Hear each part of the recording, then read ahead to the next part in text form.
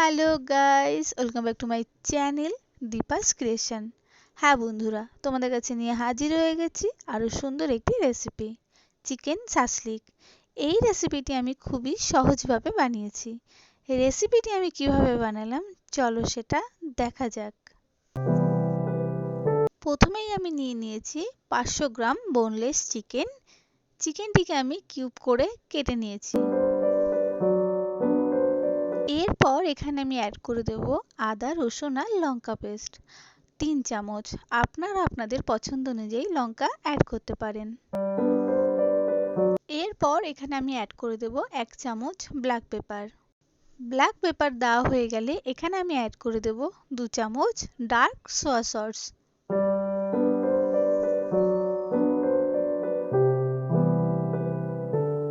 এরপরে আমি অ্যাড করে দেব স্বাদ অনুযায়ী লবণ। আর সাথে অ্যাড করে দেব 1 চামচ vinegar.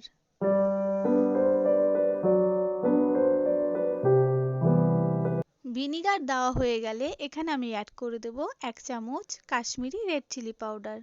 Kashmiri red chilli powder দেওয়া হয়ে গেলে এটিকে আমি খুব ভালোভাবে মিক্স করে নেব।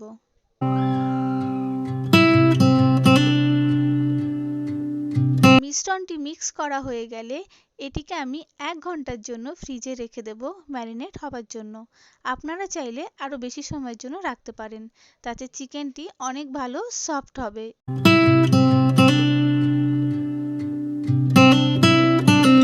এরপরে আমি নিয়ে নেব একটি টমেটো, একটি ইগলো ক্যাপসিকাম, একটি গ্রিন ক্যাপসিকাম আর দুটো পেঁয়াজ। হ্যাঁ, আপনারা চাইলে আপনারা আপনাদের পছন্দ অনুযায়ী সবজিও নিতে পারেন। এরপরে স্টিকগুলোকে আমি আধ ঘন্টার জন্য ভিজিয়ে রাখবো। স্টিকগুলো ভেজানো হয়ে গেলে আমি টমেটো, ক্যাপসিকামগুলো আর পেঁয়াজগুলোকে কিউব করে কেটে নেব।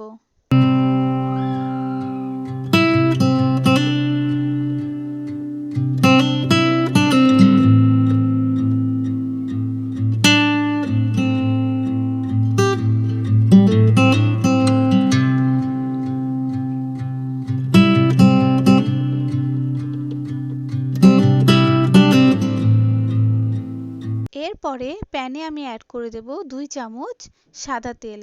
সাদা তেল দেওয়া হয়ে গেলে একটি কলা পাতার ডাঁট দিয়ে আমি তেলটিকে খুব ভালোভাবে প্যানে স্প্রেড করে নেব।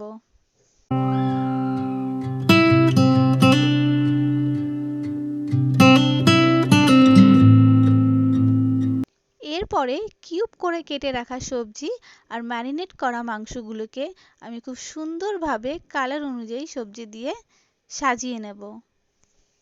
তবে হ্যাঁ, অবশ্যই মাথায় রাখতে হবে স্টিকের একদম শেষে এবং প্রথমে যেন শক্ত সবজি দেওয়া হয়, যাতে চিকেন স্টিক থেকে বেরিয়ে না যায়।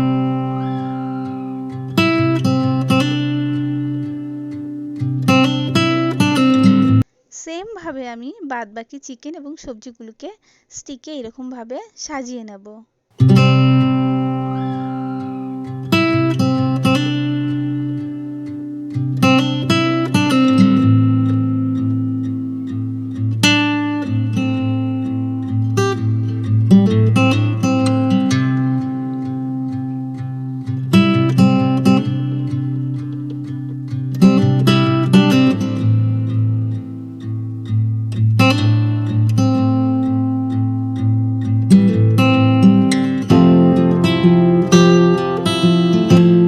এরপরে আমি মাইক্রো ওভেনে টাইমার সেট করে চিকেনগুলোকে মাইক্রো ওভেনে বসিয়ে দেব।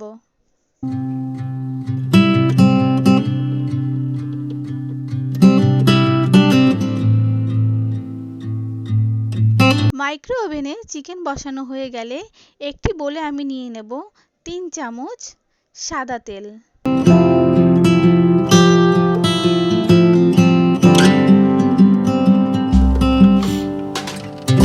সাদা তেল নেওয়া হয়ে গেলে এখানে আমি অ্যাড করে দেব 2 চামচ টমেটো কেচাপ। আর সাথে অ্যাড করে দেব 3 চামচ সুগার পাউডার। আর নিয়ে নেব 1 চামচ রেড চিলি সস।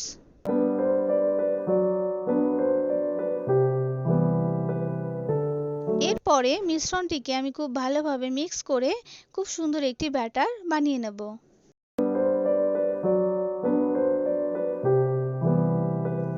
এরপরে ব্যাটারটিকে আমি খুব সুন্দরভাবে চিকেনের ওপর লাগিয়ে নেব। এতে চিকেনটিকে দেখতে খুব সুন্দর লাগবে এবং খেতেও অনেকটা টেস্টি ও সুস্বাদু লাগবে।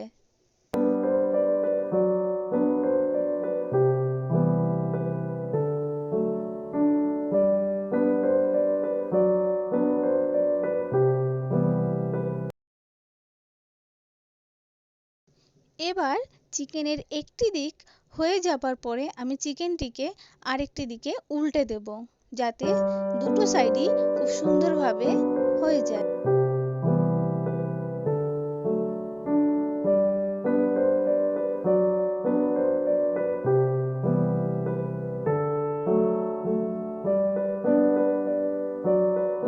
যেই দিকটা হয়ে গেছে সেই দিকে আমি আবার খুব ভালোভাবে ব্যাটারটিকে লাগিয়ে নেব।